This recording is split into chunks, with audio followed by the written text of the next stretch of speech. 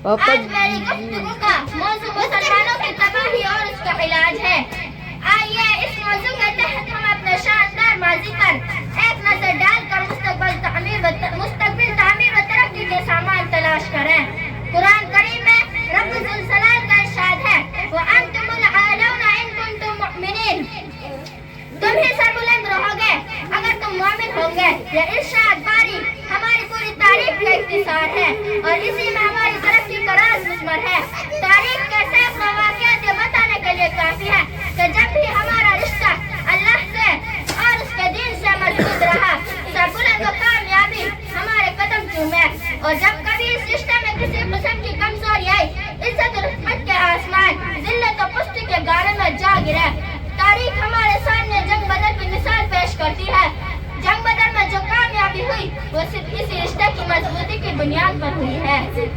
अगर ये कामयाबी होती तो कुफार मक्के को होती, क्योंकि कुफार मक्के तकरीबन 1000 थे और बड़े जोश और खरूश के साथ थे। उनके पास 700 ऊंट 200 घोड़े हैं, नीचे सबके पास तलवार जंगी हथियार मौजूद है।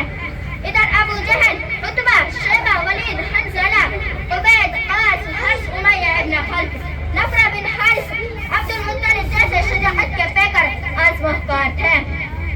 इधर बेचार मुसलमान सब वो सामान कुल तादाद 313 सवारी हैं और 2 घोड़े 70 ऊंट है, दो घोड़े 70 ऊंट है, एक पर 3 4 आदमी सवार हैं और बाज़ पैदल ही सफर कर रहे हैं।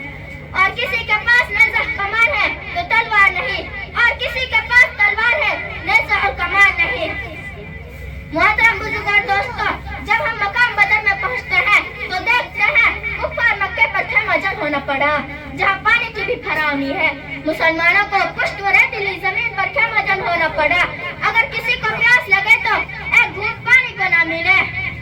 अलगर्ज जंग का अंदर जितना असबाब और जितनी चीजों की जरूरत पड़ती है वो सब कुफार मक्के से हासिल थी। मगर जब लड़ाई शुरू हुई थी कुफार मक्के को गाजर मूली की तरह काटे जाते हैं। कुफार मक्के के सबसे बड़े सरदार अबू जहल 2 बच्चों मुआज़ और मुआज़ के जरिए मारा जाता है और अब्दुल्लाह इब्न मसऊद उसके सर को जिस्म से जुदा करते हैं। मुसलमानों, तुम जानते हो अब्दुल्लाह इब्न मसऊद कौन है? वही है जिनको मक्के के सहन में अबू जहल ने मारते बेहोश कर दिया था। आज मैदान जंग के अंदर वही अब्दुल्लाह इब्न मसऊद अबू जहल के सर कलम करते हैं। उमय्या इब्न खल्फ अबू जहल के बाद कुफार मक्के के सरदार समझाया जाता था, लेकिन अपने साथियों को तेज होते देखकर मैदान जंग छोड़कर भागने लगे। हज़रत बिलाल हबशी रज़ियल्लाहु अन्हु उसके पीछे भागे, करीब पहुंच गए। उमय्या इब्न खल्फ घबरा कर घोड़े से नीचे गिर जाता है और शोर मचाता है, माफी मांगता है, अमन चाहता है, लेकिन बिलाल हबशी उसके पेट पर नीचे से तलवार चला देते हैं, फिर उसको जहन्नुम का रसीद कर देते हैं। मुसलमानों, तुम जानते हो कि बिलाल हबशी कौन है? इसी उमय्या इब्न खल्फ के गुलाम है। जब इस्लाम कबूल किया तो मक्के के अंदर दोपहर के वक्त तपती हुई रेत पे लुटाकर पत्थर की बड़ी चट्टानें रख देता था ताकि यह हिरकत न कर सके। रात को जंजीरों से बांधकर कूड़े लगाया करता था और दिन में जमीन पर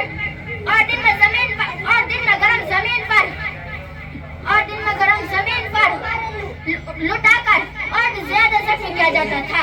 तकलीफ से बेकाबू होकर इस्लाम से फिर जाए, यूं ही तड़प कर मर जाए। इसी तरह दूसरे कुफार मक्के अपने साथियों को मकतूल होते हुए देखकर मैदान जंग छोड़कर भागने लगे। 70 मकतूल हुए, 70 गिरफ्तार हुए।